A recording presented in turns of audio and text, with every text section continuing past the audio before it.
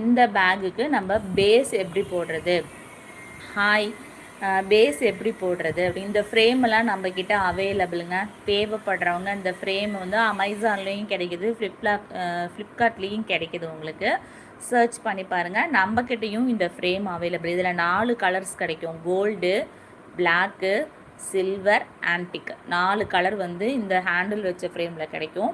Without handle, இந்த handle இல்லாமல் இந்த ஹேண்டில் இருக்காது, இந்த ரிங்கு மட்டும் இருக்கும். அதில் வந்து நம்ம பீடுலேயே வந்து ஹேண்டிலை ப்ரிப்பேர் பண்ணி நம்ம புஷ் ரிங் வச்சு லாக் பண்ணுவோம்.